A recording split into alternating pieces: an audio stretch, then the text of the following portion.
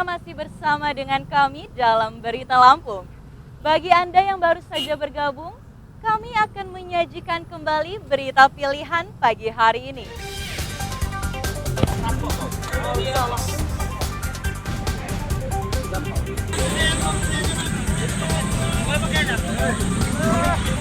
Penangkapan 2 preman di Bandar Lampung yang jadi juru parkir liar di kawasan pertokoan.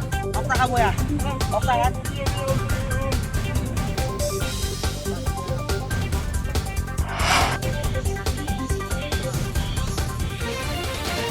Tim Satgas Satwa Buas di Lampung Barat memasang belasan perangkap harimau yang menyerang petani.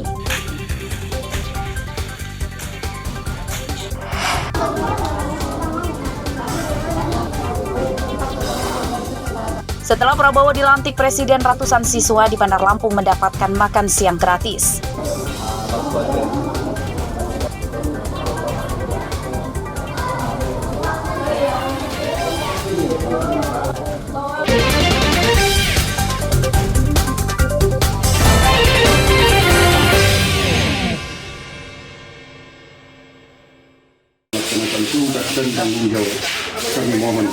Kebutuhan stok darah di Lampung Utara tinggi, mencapai 1.500 kantong per bulan atau rata-rata kebutuhan harian mencapai 500 kantong darah. PMI Lampung Utara mencatat tingginya kebutuhan darah karena terdapat sekitar 60 pasien penderita penyakit talasemia atau kelainan darah yang harus rutin menjalani transfusi darah setiap bulannya.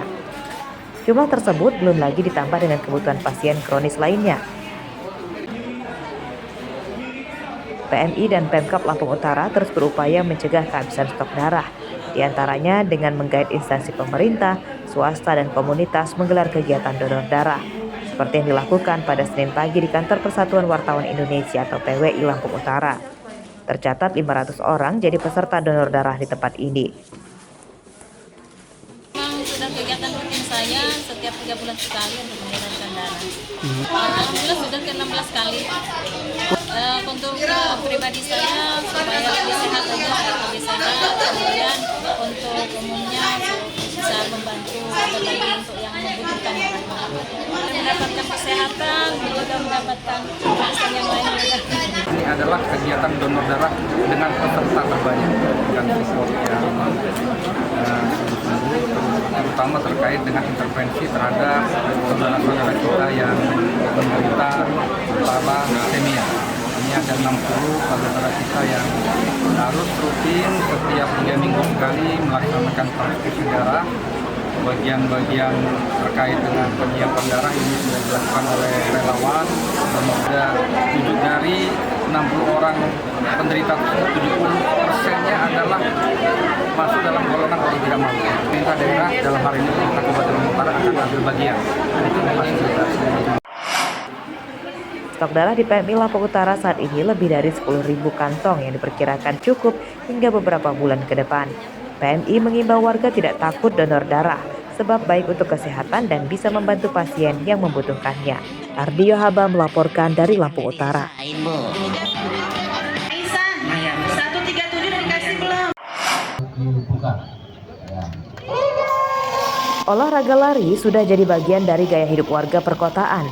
Setiap pekan, area terbuka hijau hingga stadion di Bandar Lampung dipenuhi warga yang berolahraga lari.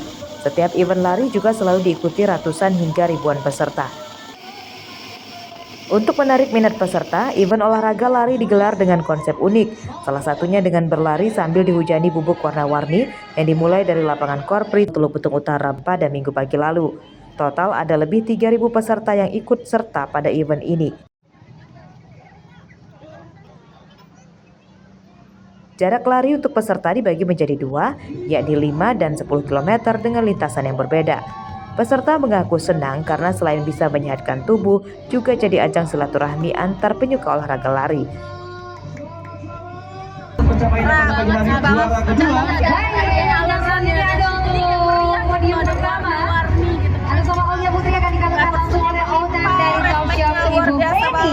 Dipersilakan Ibu.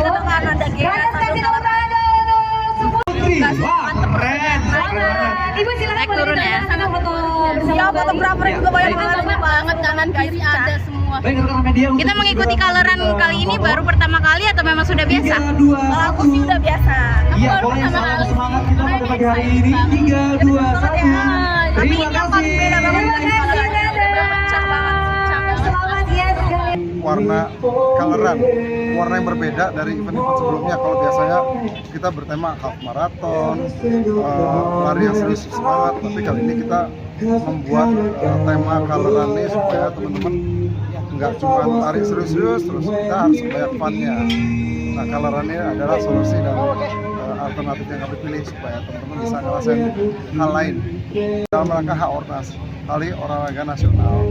Ada berapa banyak peserta kok yang ikut? 3.300. Itu dari daerah mana aja kok? Macam-macam kalau kami lihat dari pendaftaran yang kami terima, ada Cilegon, Bandung, Sulawesi, Pulau Jawa kebanyakan, Palembang, Bengkulu, Maupun Timur ya. Event lari ini juga digelar Pemprov Lampung untuk memperingati Hari Olahraga Nasional. Peserta juga berharap semakin banyak kegiatan olahraga khususnya lari yang digelar. Jeffrey Arifin melaporkan dari Bandar Lampung.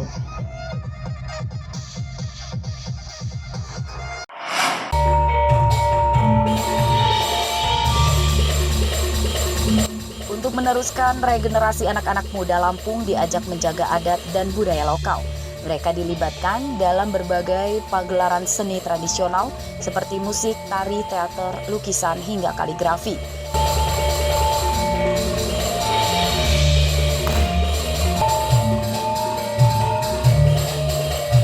Di antaranya pada acara Pekan Kebudayaan dan Seni di Taman Budaya Lampung di Kelurahan Palapa, Kecamatan Tanjung Karang Barat, Bandar Lampung. Kegiatan digelar sejak 16 hingga 21 Oktober 2024. Kegiatan ini diikuti ratusan peserta.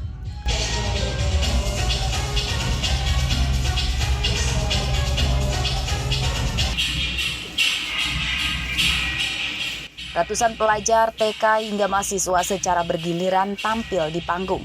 Pameran lukisan yang digelar juga menarik minat pengunjung. Mereka ingin melihat langsung jenis-jenis aliran lukisan seperti realisme, surrealisme, naturalisme, hingga kontemporer.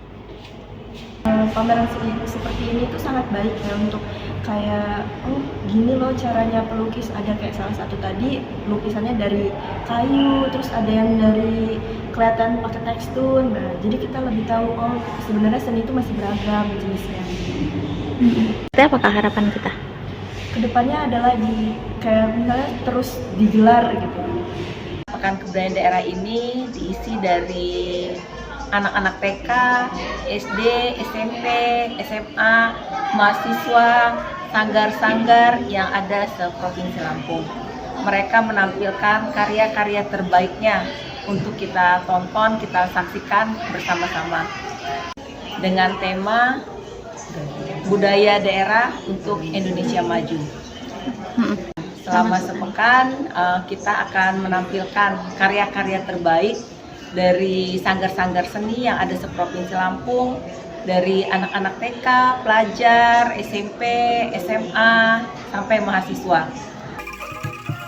Tema budaya daerah untuk Indonesia diambil sebagai semangat bahwa budaya Lampung bisa bersanding dengan budaya daerah lain.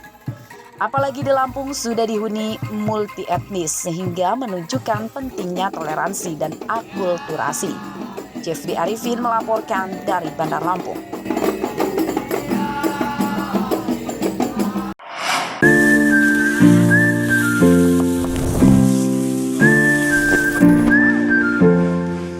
Emak-emak di Desa Tawan Sukamulya, Kecamatan Lumbok Seminu, Lampung Barat tidak hanya berpangku tangan di rumah.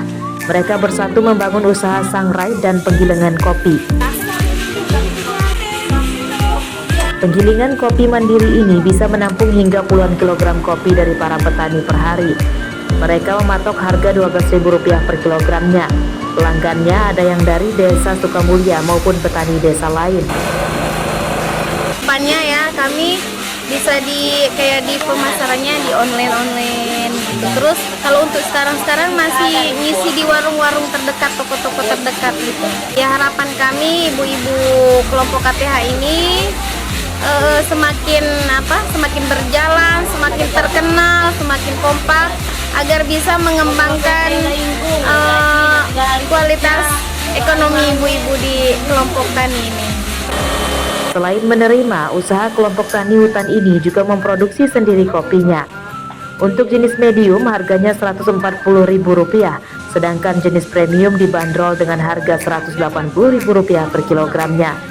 Sehari mereka bisa memproduksi hingga 35 kg kopi bubuk.